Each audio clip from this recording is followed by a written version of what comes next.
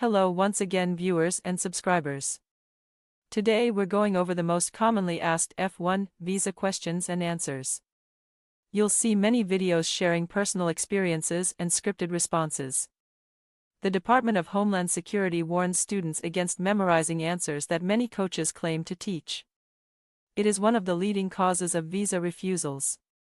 We will review what the visa officers are looking for and teach you how to formulate answers unique to you.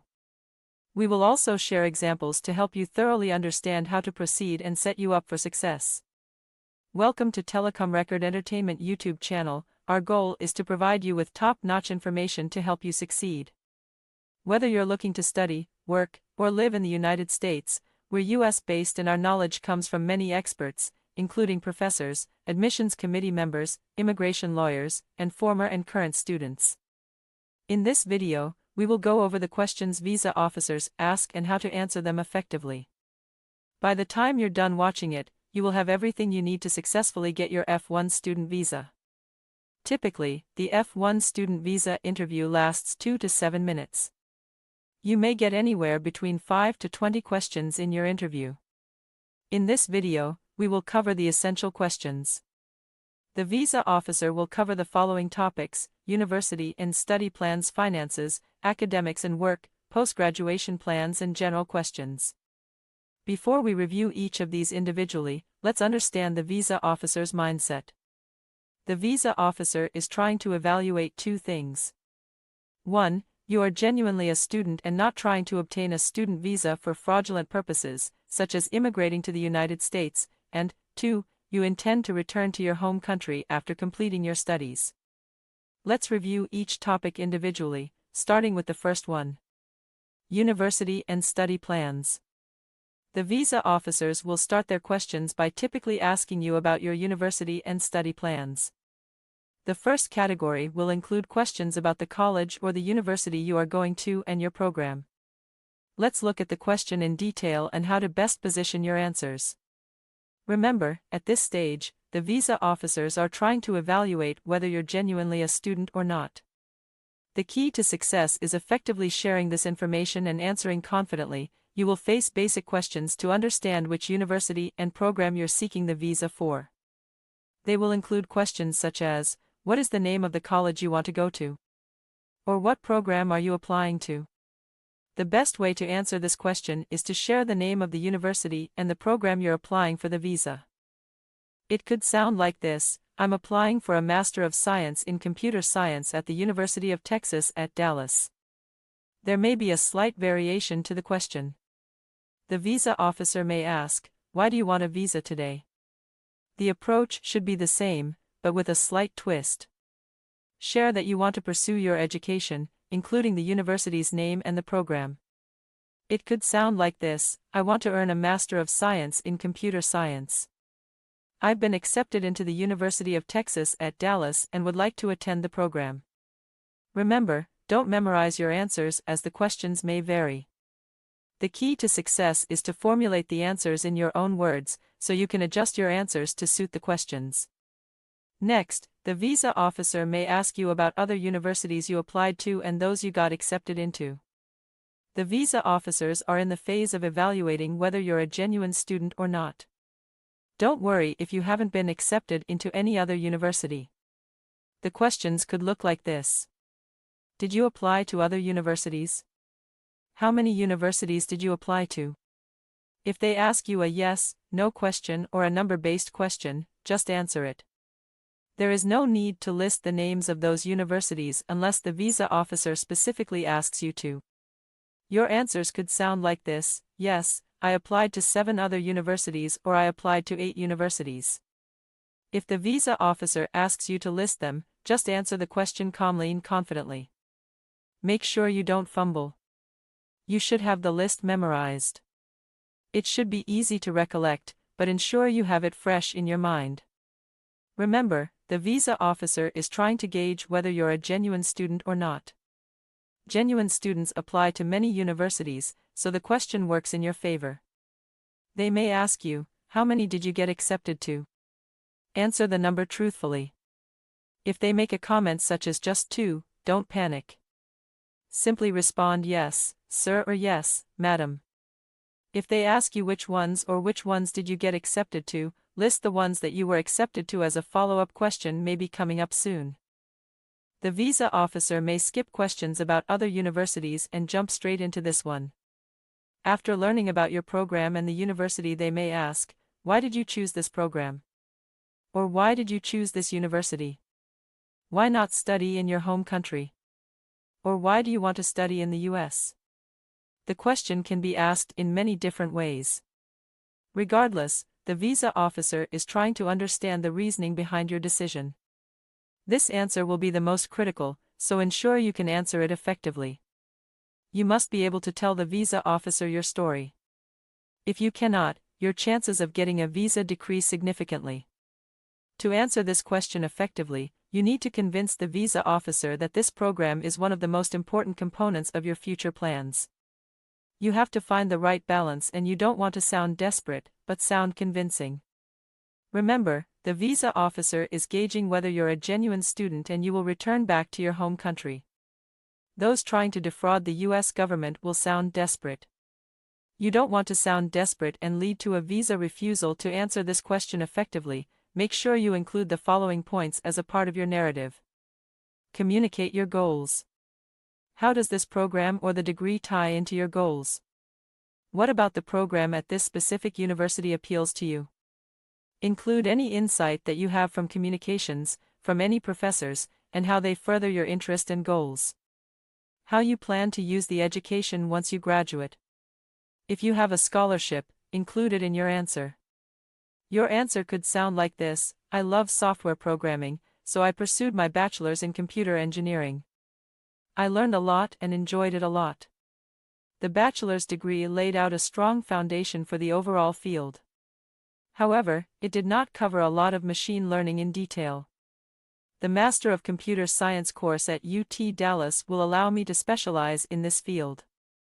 For the past few months, I've been communicating with Professor Stewart, who leads the Artificial Intelligence and Machine Learning Department at UT Dallas. He has shared the cutting-edge work that his department is doing. It lines up really well with what I want to learn. Upon graduation, I will return to Germany and pursue my dream of working as the lead AI programmer at one of the top software companies. Remember, the answer should be uniquely yours. It should cover how the program allows you to be successful. You must also take time to indicate how you plan to return back to your home country. If you indicate that you intend to remain back in the US, your visa will likely be denied. Make sure you write your reasoning in your own words and practice until you can answer smoothly. It should not sound memorized or robotic. That should cover the first section. University and study plans. If you're enjoying this video but haven't subscribed to our channel, hit that subscribe button and turn on all notifications so you don't miss out on our future videos. Once the visa officer learns about your university and study plans, they've determined whether you're a genuine student or not. In the rest of the interview, the visa officer evaluates your intention to return to your home country after completing your studies.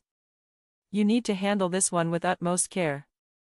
Students get mostly rejected because they're unable to communicate this effectively. The visa officer will use the following topics to make that determination: finances, academics and work, post-graduation plans, and general questions. Let's take a closer look at finances. After learning about your university and study plans, the visa officer will evaluate how likely you can pay for your education. If you cannot demonstrate your financial strength, you will have difficulty obtaining your visa. That is due to two reasons. 1. If the applicant doesn't have the funds to finance their education, the visa officer will be wasting a visa by granting them one. And 2. An applicant without robust financial profile is most likely to immigrate to the United States, a rigid criterion for visa refusal. Next, the questions you will likely face will be centered around your benefactor and their ability to pay. Remember, while you must carry the documents with you, the visa officers will rarely ask you to show the documents. Focus your attention on answering the questions properly. They may look like this: who will be paying for your education or who is sponsoring you? This would be the person or people listed on the financial support documents you are submitting as a part of your application.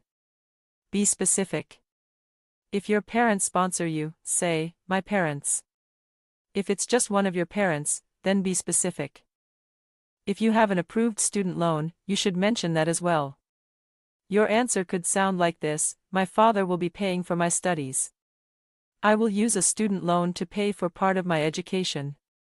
If you have a scholarship, you should mention it first. Your answer could look like this: "I have a scholarship for $4,000. The rest you can answer as before. Based on this question, expect follow-up questions.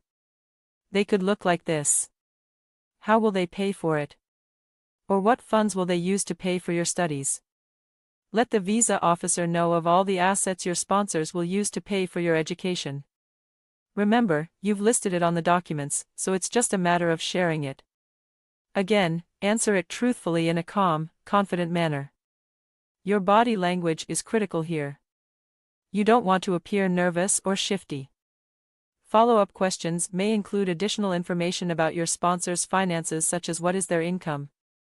How long have they worked at their current job? How much money do you have in the bank or other assets that your sponsor own? Answer these questions. As a matter of fact, answer to these questions could look like their income is XYZ. Remember to answer this in your local currency. Don't convert them into US dollars. The visa officers are aware of the local currency and exchange rates. My dad has worked in his current job for 15 years. My parents have a house worth XYZ. They also have fixed deposit worth such and such. Mention all the assets that you've declared in your forms earlier. Don't be bashful here. Remember, the stronger your financial situation, the better your chances of securing a U.S. visa. A strong financial situation translates to stronger ties to the home country. The visa officer may ask you how much your program costs. You may mention, or rather you should mention, the amount listed on your I-20. Your answer could sound like, "My program will cost $32,000 each year." The visa officer may also ask, "How will you pay for other expenses such as housing, food, shopping, living expenses, entertainment, books?" Similar to before. Let the visa officer know that you will pay for those from the assets that you've demonstrated.